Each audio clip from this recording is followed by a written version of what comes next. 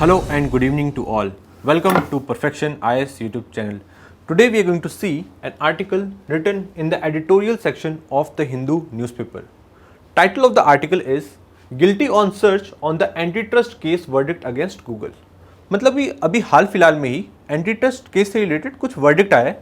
कहाँ पे आया है? यूएसए में आया है. यूएसए का एक डिस्ट्रिक्ट है, सदर्न कैरोलिना स्टेट में एक डिस्ट्रिक्ट है कोलंबिया. वहाँ के डिस्ट्रिक्ट जज ने एक वर्डिक्ट सुनाया है, तो उसी से रिलेटेड ये पूरा आर्टिकल होने वाला है.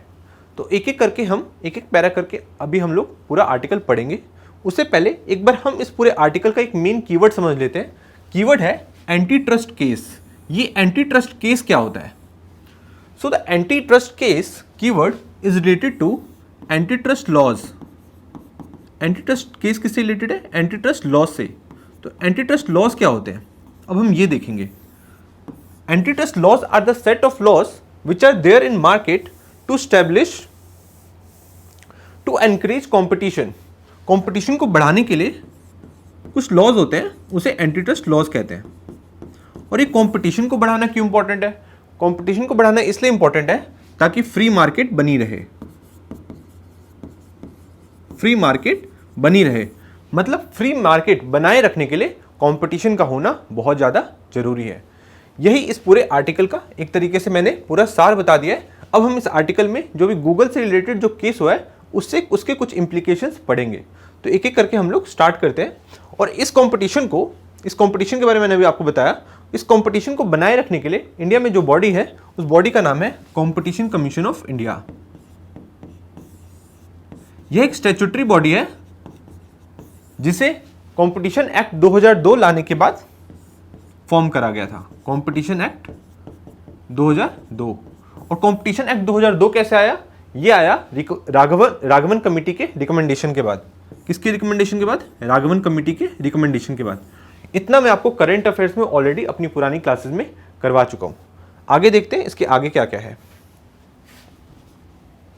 आगे यहाँ पे एंटी ट्रस्ट केस से रिलेटेड जो मतलब एंटी ट्रस्ट का जो एक डेफिनेशन है उसके बारे में इसमें बात करी गई है कि anti trust laws are regulations that encourage competition.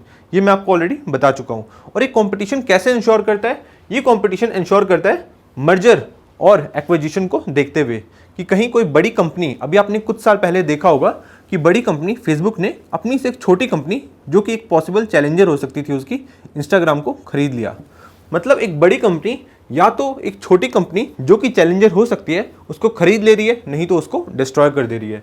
मतलब वह उसको पहले से ही अपना चैलेंजर बनने से पहले ही खत्म कर देती है किसी न किसी तरीके से, चाहे उसे खरीद के बहुत सारे पैसे देके या उसे एक तरीके से पूरी तरीके से डिस्ट्रॉय करके. तो यही है एंटी ट्रस्ट केस. मतलब इसी को बचाने के लिए एंटी ट्रस्ट लॉज बनाए जाते हैं. इंडिया में जो बॉडी है वो है कॉम्पिटिशन कमीशन ऑफ इंडिया. और यह मैंने कॉम्पिटिशन कमीशन ऑफ इंडिया की वेबसाइट से लिया है, इसको आप पढ़ सकते हैं. नेक्स्ट देखते हैं. तो ये जो पूरा केस हुआ है यह हुआ है गूगल सर्च इंजन के खिलाफ. गूगल सर्च इंजन के खिलाफ एंटी कॉम्पिटिटिव प्रैक्टिस का एक केस चला. तो एक बार देख लेते हैं इनका मार्केट शेयर कितना है. मतलब वर्ल्ड में जितने भी जो सर्चेज हो रहे हैं उसके कितने percent search Google search engine पे होते हैं. तो अराउंड 91%. मतलब वर्ल्ड में जितने भी सर्च हो रहे हैं उसके 91% सर्च जो हो रहे हैं वो हो रहे हैं गूगल सर्च इंजन पे. मतलब क्रोम ब्राउजर पे, उनके सर्च इंजन पे. यह बताने के लिए इनफ है कि एक गूगल एक मोनोपोलिस्ट कंपनी है. नेक्स्ट स्लाइड देखते हैं. नेक्स्ट स्लाइड में ऑथर अब अपनी हम एक तरीके से ऑथर का हम पूरा आर्टिकल लिखा हुआ जो है वह पढ़ेंगे. ऑथर ने फर्स्ट पैरा में ही एक जजमेंट की बात करी गई है. जो केस हुआ था 1998 में उसके एक जजमेंट के बारे में बात की है. केस कौन सा है? केस है माइक्रोसॉफ्ट से रिलेटेड. तो माइक्रोसॉफ्ट ने ऐसा क्या कर दिया था? तो माइक्रोसॉफ्ट ने भी वही काम करा था जो आज गूगल कर रहा है. मतलब उस टाइम जब इसका एक तरीके से मोनोपोली था पहले से ही ऑपरेटिंग सिस्टम में, उस टाइम ये किसी दूसरे सॉफ्टवेयर को अपने ऑपरेटिंग सिस्टम पे अपलोड ही नहीं होने देता. उनके लिए बहुत सारी प्रॉब्लम्स खड़ी कर देता था. तो माइक्रोसॉफ्ट के खिलाफ केस हुआ और उसका कुछ वर्डिक्ट आया, जिस वर्डिक्ट के बारे में मैं आपसे आगे बात करूंगा. अभी हम इस आर्टिकल में देखते हैं कि आगे इसमें और राइटर ने क्या बात कही है. तो almost 25 years after an anti trust ruling case against Microsoft. ये जो मैंने आपको एक केस के बारे में बताया जो कि 1998 में हुआ, किसके खिलाफ? माइक्रोसॉफ्ट के खिलाफ। A judgment again has the ability to reshape the business affairs across US and the world. अभी किस जजमेंट की बात करी जा रही है? जो अभी आया है गूगल के खिलाफ। द जजमेंट बाय डिस्ट्रिक्ट जज of Columbia could now lead to new precedents in big tech business affairs. मतलब यह एक बिग टेक बिजनेस अफेयर्स में एक न्यू प्रेसिडेंट सेट कर सकता है। पहले भी माइक्रोसॉफ्ट केस कर चुका है, अब एक नया प्रेसिडेंट सेट करने का केस काम करेगा। यह गूगल का जो केस है। आगे देखते हैं। आगे नेक्स्ट पैरा में ऑथर ने बात करी है कि ये सारी चीज़ें स्टार्ट कैसे हुई। अब एक बार हम लोग वो देख लेते हैं। तो ये स्टार्ट हुई 2021 में, जब यूएस डिपार्टमेंट ऑफ जस्टिस ने एक anti trust law suit file किया। किसके खिलाफ? गूगल के खिलाफ। यह कहते हुए कि गूगल एंटी कॉम्पिटिटिव प्रैक्टिस में इन्वॉल्व रहता है। और ये एंटी कॉम्पिटिटिव प्रैक्टिस में इन्वॉल्व कैसे रहता है? यह एंटी कॉम्पिटिटिव प्रैक्टिस में इन्वॉल्व रहता है बड़ी बड़ी कंपनीज के साथ जो सेलफोन्स बनाती हैं, उनके साथ एक एग्रीमेंट करके, और यह कह के कि आप अपने सेलफोन्स में पहले से ही मेरे ऐप, मेरी कंपनी की ऐप डाल के रखो, ताकि जो यूज़र है वो किसी दूसरे ऐप यूज़ करने के बारे में सोचा ही नहीं। फॉर एग्जाम्पल, आपने देखा होगा जब भी आप किसी भी कंपनी का फ़ोन खरीदते हैं, सैमसंग का खरीदेंगे, तो आपको पहले से ही उसमें गूगल क्रोम दिखेगा। उसमें आपको पहले से ही बहुत अलग अलग गूगल के ही ऐप्स दिखेंगे। जब आपके पास पहले से ही गूगल क्रोम है, तो क्या आप याहू डाउनलोड करने के बारे में सोचेंगे? क्या आप नहीं सोचेंगे। आप कोई भी दूसरा सॉफ्टवेयर, दूसरा सर्च इंजन डाउनलोड करने के बारे में नहीं सोचेंगे, क्योंकि आपके पास पहले से ही उसका अल्टरनेटिव तो अवेलेबल है। तो इस तरीके से उन दूसरी कंपनी को किसी भी टाइप का रेवेन्यू नहीं मिलता और वह धीरे धीरे करके बंद हो जाती है और गूगल अपनी मोनोपोली होने का फ़ायदा उठा लेता है। इनसे इन बड़ी बड़ी कंपनीज को फ़ायदा क्या होता है? जो कि एप्पल है, सैमसंग जो इनके साथ डील करती है, इनको यह फ़ायदा होता है कि इनको हर साल बहुत ज़्यादा बिलियंस ऑफ डॉलर्स में फ़ायदा होता है। बिलियंस ऑफ डॉलर्स में गूगल इनको पैसे देता है। तो एक बार आगे देख लेते हैं। Legal process started in 2021 and concluded on 4 अगस्त 2024। मतलब 4 अगस्त 2024 को इसका वर्डिक्ट आया। वर्डिक्ट क्या आया? वर्डिक्ट आया, Google has used various competition killing techniques to establish monopoly in the market. Monopoly establish करने के लिए उसने बहुत सारी कंपटीशन किलिंग टेक्निक्स अपनाई। कंपटीशन किलिंग टेक्निक्स उसकी क्या थी? मैंने आपको बता दिया, अपने प्री लोडेड ऐप्स को पहले से ही सेलफोन्स में डाल के रखना। द डिस्ट्रिक्ट जज of Columbia Amit P Mehta wrote that Google is a monopolist. मतलब उन्होंने गूगल को एक मोनोपोलिस्ट कंपनी बता दिया। अब इसके बाद देखते हैं इसके बाद क्या हुआ। उससे पहले मैं आपसे एक और चीज बात करना चाहूंगा। उससे पहले मैं आपको 2 एग्जांपल और देना चाहूंगा अपनी लाइफ से रिलेटेड, हम दोनों की लाइफ से रिलेटेड। पहला एग्जांपल है, अभी आपने 2023 में फरवरी में एक व्हाट्सएप का प्राइवेसी पॉलिसी देखा होगा। प्राइवेसी पॉलिसी में था, जो न्यू प्राइवेसी पॉलिसी नाम से था, उसमें उन्होंने यह कहा कि आपको हमारी प्राइवेसी पॉलिसी एक्सेप्ट करनी पड़ेगी और इस प्राइवेसी पॉलिसी के तहत हम आपकी जितने भी डेटा है वो दूसरी कंपनी के साथ शेयर कर सकते हैं और उससे हम अपना रेवेन्यू बना सकते हैं। और उन्होंने यह भी कहा कि अगर आप इन केस इस प्राइवेसी को एक्सेप्ट नहीं करते तो आप व्हाट्सएप को यूज़ ही नहीं कर पाएंगे। मतलब यहाँ पे व्हाट्सएप ने देखा कि यहाँ पे तो मेरी मोनोपोली क्रिएट हो रखी है, अब मैं जो चाहूँ वो कर सकता हूँ।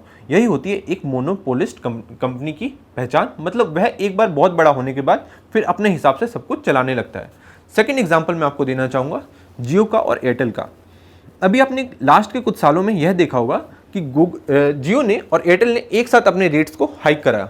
मतलब उन्होंने देखा कि हमारी एक तरीके की मोनोपोली डुओपोली क्रिएट हो रखी है, तो अब हमें कोई चैलेंज करने वाला है नहीं बीएसएनएल के सिवा। मतलब बीएसएनएल का पर उतना भी ज़्यादा अच्छा सर्विस नहीं है, तो लोग हमें छोड़ के तो कहीं जाएंगे नहीं, तुम जितना मन चाहे उतना रेट हाइक कर सकते हैं। तो एक तरीके से उन्होंने मुनाफा करने की कोशिश करी जब उनकी एक मोनोपोली क्रिएट हो चुकी है मार्केट में। तो यही पूरा केस था, इसी चीज़ से रिलेटेड ये सारी चीज़ें थी और मैंने एग्जाम्पल देके आपको समझा दिया। अब इस केस में आगे क्या हुआ, US department of justice have not yet indicated what remedy they will ask for. अब यहाँ पे रेमेडी की बात हो रही है। ये रेमेडी क्या है? ये रेमेडी सजा का एक तरीके से सॉफ्ट फॉर्म समझ लीजिए। तो सजा क्या मिलेगी गूगल को, अब यह देखा जाएगा। तो उससे पहले हमें यह देखना होगा कि माइक्रोसॉफ्ट को क्या सजा मिली थी। तो माइक्रोसॉफ्ट को के खिलाफ जो केस हुआ था वो भी यूएस डिपार्टमेंट ऑफ जस्टिस ने किया था, और वह किया था 1998 ईयर में। उसका वर्डिक्ट आया 2000 में, जो कि काफ़ी एक हार्श वर्डिक्ट था, बहुत ही हार्ड वर्डिक्ट था। वर्डिक्ट क्या था कि माइक्रोसॉफ्ट को ही 2 कंपनीज में तोड़ दिया जाए। मतलब माइक्रोसॉफ्ट को तोड़ के 2 छोटी छोटी कंपनीज बना दिया जाए। पर इसको माइक्रोसॉफ्ट को यह पसंद नहीं आया, तो वह उसने चैलेंज करा। चैलेंज करने के बाद हालांकि उसका जो वर्डिक्ट था उसको थोड़ा सा लाइट कर दिया गया था, मतलब उसको थोड़ा इजी कर दिया गया था और उस जो वर्डिक्ट को पलट दिया गया था। क्या कह दिया गया था कि ठीक है हम आपको तोड़ेंगे नहीं, पर आप अपनी मोनोपोली हटाओ, खत्म करो मार्केट से। तो फिर माइक्रोसॉफ्ट ने उसको फॉलो भी करा और उसने जो भी अपने मोनोपोली टेक्निक्स जो अपना रखी थी उसे छोड़ दिया। मतलब अब दूसरे जो ऐप्स थे वो आसानी से उसके ऑपरेटिंग सिस्टम पे डाउनलोड हो सकते थे। तो गूगल के लिए भी कुछ ऐसी बातें चल रही है कि गूगल के साथ क्या होने वाला है। आगे नेक्स्ट पॉइंट में देखते हैं कि both the parties have been called on to discuss and find a remedy ahead of their meeting with the जज ऑन सितंबर 6। मतलब यूएस डिपार्टमेंट ऑफ जस्टिस और गूगल को बुलाया गया है, उनसे कहा गया है कि आप पहले ही अपना समझौता कर लो, आप देख लो कि आपको क्या करना है। अब यूएस डिपार्टमेंट ऑफ जस्टिस के ऊपर है वह क्या सजा देगा। नेक्स्ट स्लाइड देखते हैं। नेक्स्ट स्लाइड में सेम वही चीज़ है कि गूगल को क्या सजा मिल सकती है। एक तो यह हो कि गूगल को ही ब्रेक डाउन कर दिया जाए, मतलब गूगल को ही एक तरीके से छोटी छोटी कंपनीज में डिवाइड कर दिया जाए। यह एक काफ़ी हार्श पनिशमेंट होने वाला है और इससे बड़ी सारी जितनी भी बड़ी बड़ी कंपनीज है जो इस टाइप की प्रैक्टिस में इन्वॉल्व होती है उनके लिए भी एक बहुत प्रेसिडेंट सेट हो जाएगा कि अगर वो ऐसा करेंगे तो उनके खिलाफ बड़ी कार्रवाई हो सकती है। सेकंड, एक लाइटर पनिशमेंट है जो वो भी एक तरीके का हार्श ही होगा गूगल पे, क्योंकि गूगल ने जो एग्रीमेंट कर रखा है, हो सकता है यूएस डिपार्टमेंट ऑफ जस्टिस कहे कि आपने जितने भी एग्रीमेंट कर रखे हैं बड़ी बड़ी कंपनीज के साथ आप वो सारे एग्रीमेंट तोड़ दो। इस केस में क्या होगा, गूगल को तो भारी लॉस होगा ही, साथ में ये जो बड़ी कंपनीज है एप्पल और सैमसंग जैसी, इनको भी काफ़ी ज़्यादा बिलियंस ऑफ डॉलर्स का लॉस होने वाला है, क्योंकि बिलियंस ऑफ डॉलर्स हर साल कमाती है सिर्फ गूगल के खिलाफ अपना सर्च इंजन ना लाके। स्टार्टिंग में क्या होगा, स्टार्टिंग में हो सकता है एप्पल और सैमसंग को बड़ा लॉस हो, पर उसके बाद उनको एक इंसेंटिव मिलेगा कि मार्केट में वह एक अपना सर्च इंजन लाए और गूगल के खिलाफ उसे मार्केट में स्टैब्लिश करने की कोशिश करें। इससे यूज़र को फ़ायदा क्या होगा, इससे यूज़र को यह फ़ायदा होगा कि उसे एक तरीके के ऑप्शंस मिलेंगे, बहुत सारे ऑप्शंस मिलेंगे, उनको फ्रीडम ऑफ चॉइस मिलेगी। अब वह जो चाहे उस टाइप की सर्च इंजन को यूज़ कर सकते हैं। इसको मैं समझाने के लिए एक अपना ही एग्जाम्पल देना चाहूँगा। मेरा एग्जाम्पल यह है कि आज से कुछ साल पहले मुझे लगता था कि जो भी मैं बातें करूँ अपने दोस्तों से वह गूगल सुनता है। यह मुझे कैसे फील हुआ, यह मुझे तब फील हुआ जब मैं जो भी बातें कर रहा था जिस भी प्रोडक्ट के बारे में, उससे रिलेटेड एडवर्टीजमेंट मुझे गूगल पे नहीं तो यूट्यूब पे दिखने लग गए, जो कि गूगल की ही कंपनी है। तो इससे मुझे लगा कि गूगल हमारी बातें सुनता है। अब मुझे इसका नहीं पता कि वो सच में सुनता था कि नहीं सुनता था, बट मेरे पास कोई दूसरा ऑप्शन भी नहीं था। मतलब मैं गूगल छोड़ के किसी और कंपनी के पास, मतलब किसी और सर्च इंजन के पास नहीं जा सकता था, कुछ और सर्च नहीं कर सकता था, क्योंकि गूगल का ही मार्केट इंडिया में सबसे ज़्यादा बड़ा है। उसके अलावा हमारे पास कोई दूसरा बड़ा ऑप्शन नहीं है। तो यही होता है मोनोपोली होने की वजह से। तो अब इस वर्डिक्ट के बाद हमें काफ़ी सारे ऑप्शंस मिलेंगे, मतलब अगर हमें एक कंपनी पसंद ना आए तो हम दूसरी कंपनी को स्विच कर सकते हैं। तो इंक्रीज कंपटीशन इंक्रीज होगा and user experience will certainly increase, और यूज़र का जो एक्सपीरियंस है वो भी इंक्रीज होगा। Regardless of the remedies that are taken, कुछ भी रेमेडी हो, कुछ भी ले, पर एक तरीके का प्रेसिडेंट तो सेट हो गया है और बड़ी बड़ी कंपनीज को एक तरीके की चेतावनी भी मिल गई है।